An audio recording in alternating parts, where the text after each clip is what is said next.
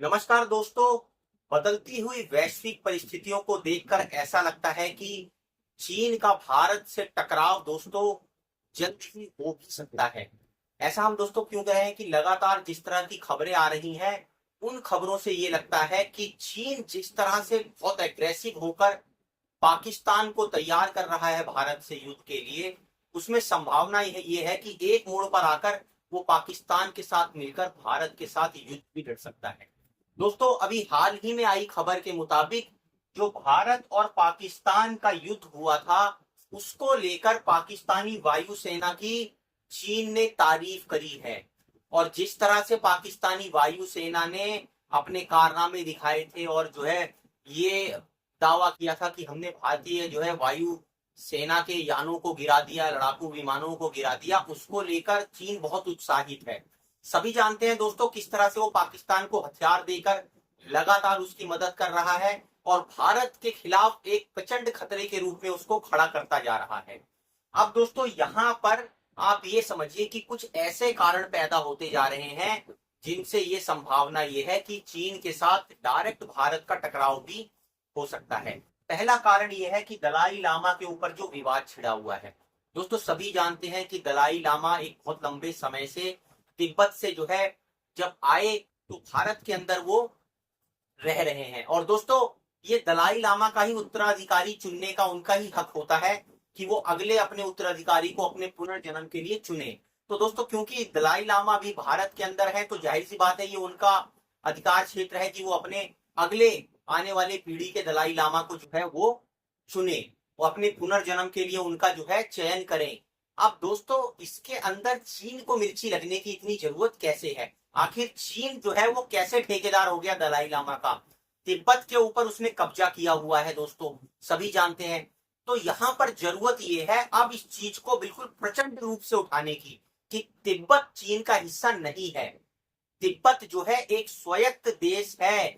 चीन ने सिर्फ तिब्बत के ऊपर कब्जा करके रखा हुआ है।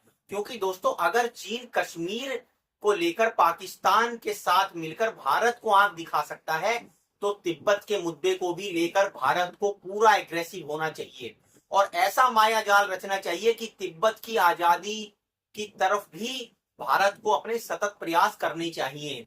क्योंकि दोस्तों जब चाइना कश्मीर के अंदर से पीओके के अंदर से अपना जो है वो कॉरिडोर लेकर जा सकता है व्यापार के लिए, किस हक से लेकर जा सकता है दोस्तों? जब वो जानता है कि वो भारत का ही एक अभिन्न अंग है पाक ऑक्युपाइड कश्मीर भी, तो किस तरह से उसकी हिम्मत पड़ती है कि दोस्तों वो बीच में से रास्ता लेकर जा सकता है। हमने तिब्बत को लेकर अपनी एग्रेसिव पॉलिसी कम कर दी थी जिसके कारण जो है चीन को ऐसा लगता था दोस्तों कि शायद हम उस मुद्दे को भूल गए हैं। दोस्तों अरुणाचल प्रदेश के जो चीफ मिनिस्टर है, मुख्यमंत्री हैं पेमा खांडू, उन्होंने साफ और स्पष्ट तरीके से बिल्कुल कह दिया है कि हमारा जो बॉर्डर है वो तिब्बत के साथ लगता है, चीन के साथ हमारा बॉर्डर नहीं लगता है। और तिब्बत एक अलग प्रदेश है दोस्तों जिसके ऊपर चीन ने अपना कब्जा कर रखा है, ये हम सभी जानते हैं। तो जब प्रेमा खांडू ये कहते हैं कि हमारा बॉर्डर जो है वो तिब्बत के साथ है तो ये दोस्तों एक सख्त संदेश है चीन को। अब दोस्तों वो एक चीज के प्रति और आगाह करते हैं कि चीन जो है वो वाटर बम बना रहा है। ये तिब्बत में उसने जिसको बोला जाता है कि दुनिया की छत है जहां से ज्यादातर नदियां निकलती हैं, बहुत सारे देशों का जो है आप देखिए कि जो जीवन है उसके ऊपर डिपेंड करता है उन नदियों के ऊपर। तो उन नदियों के ऊपर चीन अब बांध बना रहा है और जो है तिब्बत में ऐसा बताया जाता है कि जो निकलकर ब्रह्मपुत्र नदी आती है उसको अलग अलग नामों से तिब्बत में और चाइना में जो है वो जाना जाता है दोस्तों, वहां पर वो बांध बना रहा है। और वो बांध इतना डेंजर है दोस्तों, ऐसा बताया जाता है कि इतना शक्तिशाली है कि आप उसको वाटर बम समझिए।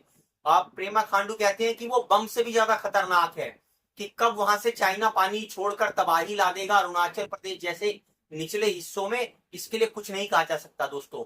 तो हमें भी इन सब बातों को ध्यान में रखते हुए चाइना की तरफ बिल्कुल युद्ध स्तर पर अपनी तैयारी करनी चाहिए। और दोस्तों तैयारी ऐसी होनी चाहिए कि अगर चीन ने कोई गलती करी तो उसका खामियाजा बीजिंग और संघाई तक उनको भुगतना पड़े।